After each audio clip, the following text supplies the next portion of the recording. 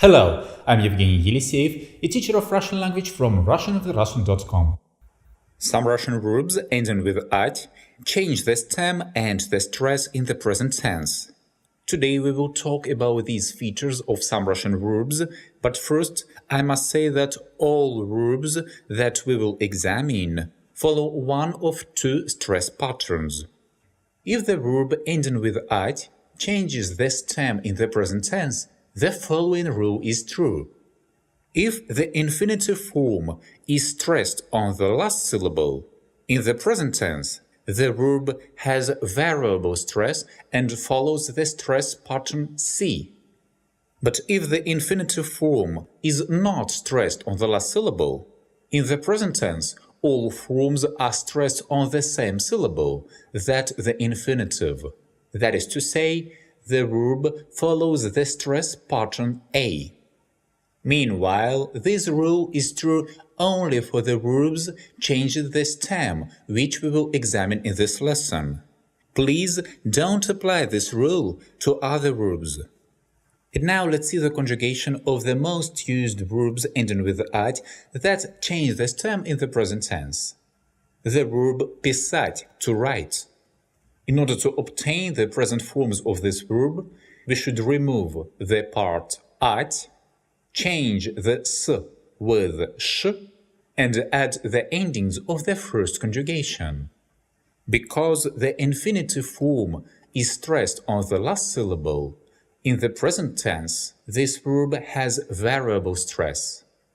Я пишу, but ты пишешь, он, она, оно пишут, мы пишем, вы пишете, они пишут. The same is true for such perfective verbs as подписать, to sign, описать, to describe, выписать, to write out, to discharge from a hospital, for example, and so on. But don't forget that perfective verbs with the prefix вы are stressed on the first syllable in all forms. Я выпишу, ты выпишешь, он, она, оно выпишет, and so on. The verb сказать, to say. This verb is perfective, that's why its forms express the future tense and not the present one. As an imperfective verb with the same meaning, we usually use the verb говорить. In order to conjugate the verb сказать, you should do the following. Remove the part at, change the z with zh, and add the endings of the first conjugation. The infinitive form is stressed on the last syllable. That's why this verb has variable stress. Я скажу, ты скажешь, он, она, оно скажет, мы скажем, вы скажете, они скажут. The same is true for such perfective verbs as показать, to show, рассказать, to tell, указать, to indicate, to point, доказать, to prove, заказать, to order, to book, наказать, to punish, приказать, to order, to command, and many others. The verb вязать, to knit, is conjugated in the same way that the verb сказать. Я вяжу, ты вяжешь, он, она, оно вяжет, мы вяжем, вы вяжете, они вяжут.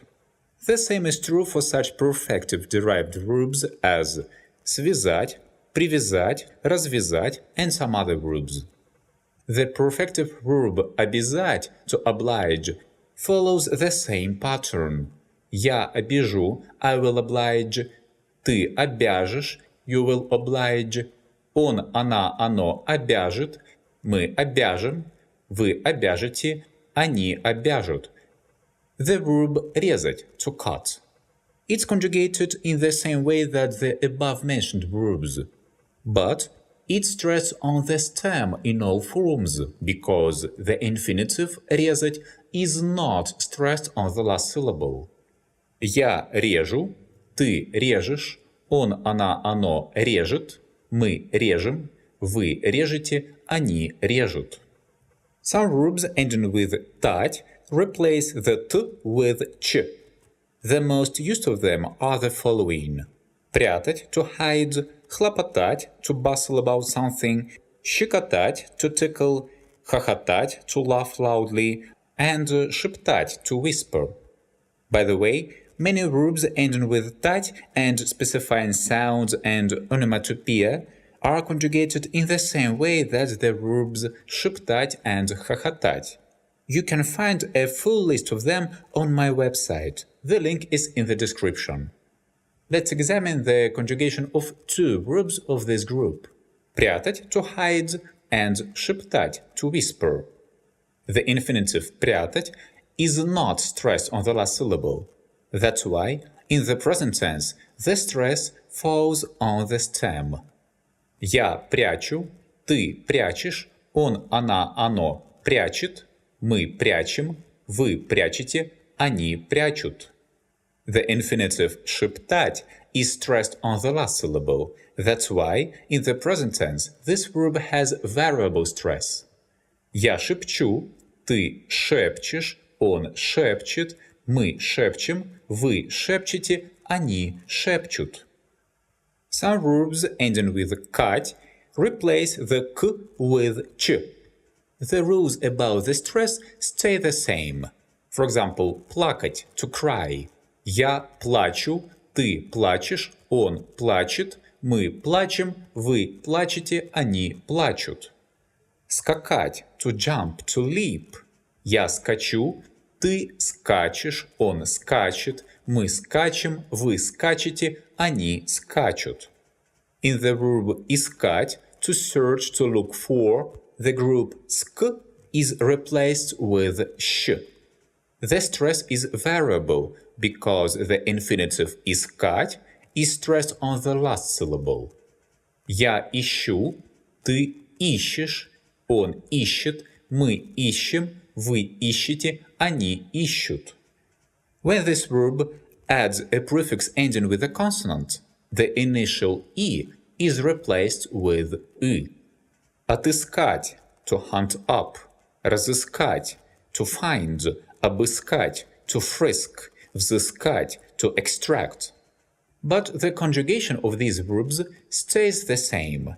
For example, я отыщу, ты отыщешь, он, она, оно отыщет, мы отыщем, вы отыщете, они отыщут. Some verbs ending with хать replace the х with ш. The rules about the stress are the same.